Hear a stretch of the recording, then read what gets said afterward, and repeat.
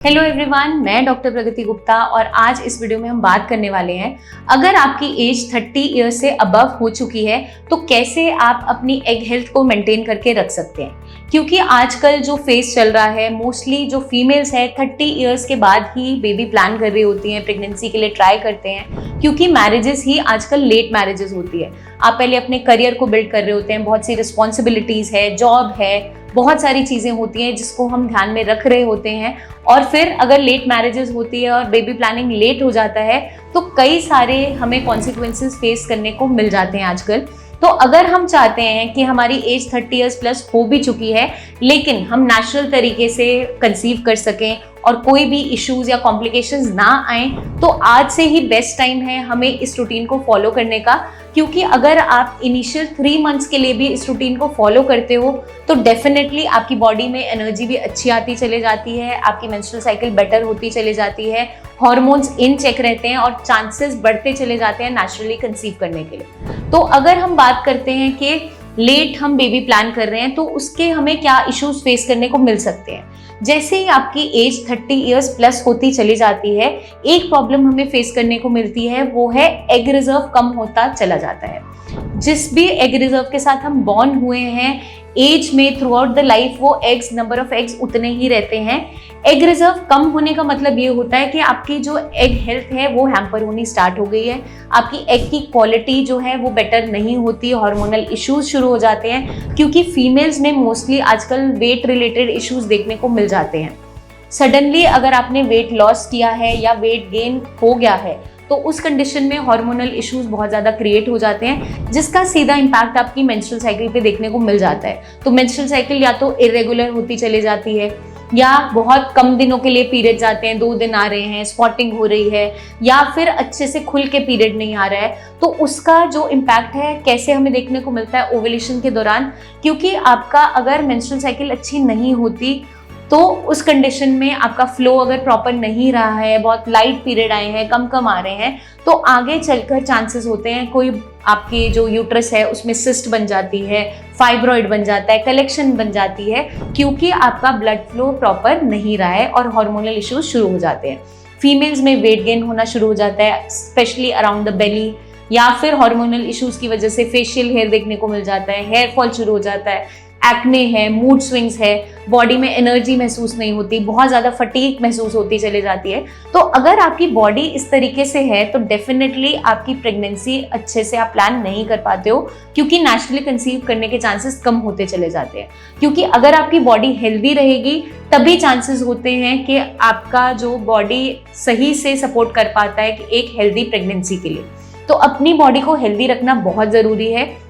अगर हम 30 ईयर्स के बाद भी बेबी प्लान कर रहे हैं तो इनिशियली हम 25 ईयर्स ऑफ एज से या फिर 30 के हो भी गए हैं तब से भी इस रेजिम को फॉलो करना स्टार्ट कर दें, अपनी हेल्थ पे ध्यान देना शुरू कर दें, तो हमें प्रॉब्लम्स फेस करने को नहीं मिलती है। तो सबसे पहले हमें ध्यान रखना है अपनी डाइट का।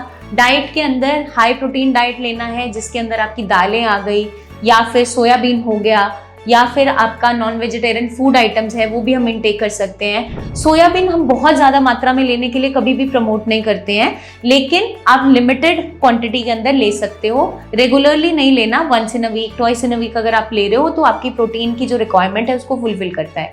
नेक्स्ट आपका आ जाता है हेल्दी फैट्स। हेल्दी फैट्स के अंदर आपके नट्स एंड सीड्स आ जाते हैं, देसी घी आ जाता है, या फिर आपकी फैटी फिश आ जाती है, वो हम इनटेक कर सकते हैं।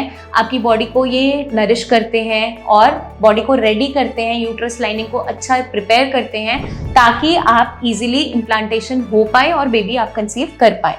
तो हमें इस चीज़ का भी ध्यान रखना है। हाई फाइब्रस डाइट का इंटेक करना है, एंटी इन्फ्लेमेटरी डाइट लेनी है, मतलब कि जितना भी जंक फूड है वो अवॉइड करना है, रेड मीट को अवॉइड करना है, प्रोसेस्ड फूड को अवॉइड करना है। क्यों करना है? क्योंकि आपकी बॉडी में अगर इन्फ्लेमेशन कॉज हो रही है तो डेफिनेटली वहाँ पे कोई ना कोई इश्यूज स्टार्ट हो जाते हैं, हार्मोनल इश्यूज, साथ के साथ वेट में फ्लक्चुएशन शुरू हो जाती है। तो इसलिए हमें डाइट पे मेन फोकस करना बहुत इंपॉर्टेंट है। नेक्स्ट आपका आ जाता है एक्सरसाइज। अब हमारा क्योंकि सेडेंटरी लाइफस्टाइल हो चुका है हर किसी का, तो एक्सरसाइज का बहुत ज़्यादा इंपॉर्टेंट रोल है हमारी डेली रूटीन के अंदर। जैसे हम खाना खाते हैं वैसे ही हमें एक्सरसाइज करना बहुत ज़रूरी है। एक्सरसाइज आप किसी भी फॉर्म में कर सकते हो, आप योगा प्राणायाम कर सकते हो, आप वॉक कर सकते हो, आप रनिंग कर सकते हो, आप साइकिलिंग कर सकते हो, स्विमिंग कर सकते हो, जिस भी फॉर्म में आपको सही लगे बस करो, क्योंकि मोबिलाइजेशन बहुत ज़रूरी है। आपकी बॉडी को मोबिलिटी में रखना बहुत इंपॉर्टेंट है, तो इसलिए ज़रूरी होता चला जाता है। नेक्स्ट आपका आ जाता है स्लीप जो पैटर्न है वो 7 से 8 घंटे एक साउंड स्लीप का होना बहुत इंपॉर्टेंट है, क्योंकि आपकी जो साउंड स्लीप है वो आपके हार्मोनल पूरे ऐसे को कंट्रोल करती है, क्योंकि आपके हार्मोन्स उतने ही इन चेक रहते हैं, आप स्ट्रेस फ्री रहते हो जब आपका स्लीपिंग पैटर्न अच्छा है। जिन लोगों को नींद अच्छे से नहीं आती, नींद टूटती रहती है, उनमें हार्मोनल इश्यूज बहुत ज़्यादा देखने को मिलते हैं, मूड स्विंग्स देखने को मिलते हैं, डिप्रेशन, एंग्जाइटी देखने को मिलता है। तो अगर आप अपनी स्लीप साइकिल को करेक्ट कर लेते हैं और मेंटेन कर लेते हैं तो डेफिनेटली आप इस प्रॉब्लम से बचते चले जाते हैं। नेक्स्ट आपका आ जाता है कि आपको अपना रेगुलर बेसिस पे जो है डॉक्टर से फॉलोअप रखना बहुत इंपॉर्टेंट है। ऐसा नहीं है कि आप जब प्रेगनेंसी प्लान कर ही रहे हैं तभी आप अपनी लैब इन्वेस्टिगेशन करवा रहे हैं, ब्लड टेस्ट करवा रहे हैं। एक रूटीनली ब्लड टेस्ट और लैब इन्वेस्टिगेशन करवाना बहुत ज़रूरी आजकल हो चुका है, क्योंकि बहुत यंग एजेस में मेटाबॉलिक डिसऑर्डर्स देखने को मिल जाते हैं, जैसे कि डायबिटीज़ हो गया या आपका हार्मोनल इश्यूज हो गए, हाइपोथायरॉयडिज्म है, पीसीओडी है। तो बहुत सारी प्रॉब्लम्स हमें यंग एज में ही देखने को मिल रही है। आजकल हमें अर्ली 20s में ये सारी की सारी बीमारियां देखने को मिल जाती है जो लेट 40s में देखने को मिलती थी। तो रेगुलर आपको चेकअप करवाते रहना है। फीमेल्स में हार्मोनल ऐसे आपको जरूर करवाना है।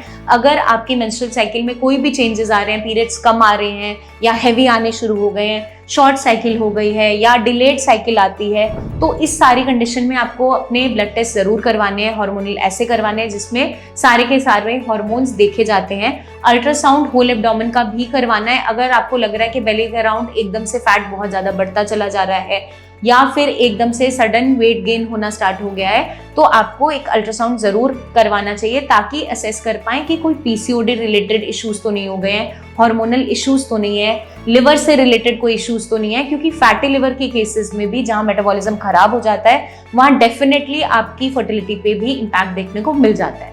तो मैं उम्मीद करती हूँ ये वीडियो आपको मदद करेगी जानने में, समझने में और अवेयर करेगी कि अगर 30 इयर्स ऑफ एज के बाद भी हम कंसीव करने का ट्राई कर रहे हैं तो कुछ गलत नहीं कर रहे हैं। हमें बस शुरुआत से ही कोशिश करते रहना है कि अपना लाइफस्टाइल हम सुधार लें, ताकि आगे चलकर हमें कोई कॉम्प्लिकेशन फेस ना करनी पड़े, आईवीएफ की तरफ ना भागना पड़े और नेचुरल तरीके से हम इजीली कंसीव कर सकें। जल्दी हम आपसे फिर मिलेंगे, तब तक के लिए अपना ध्यान रखिएगा एंड टेक केयर।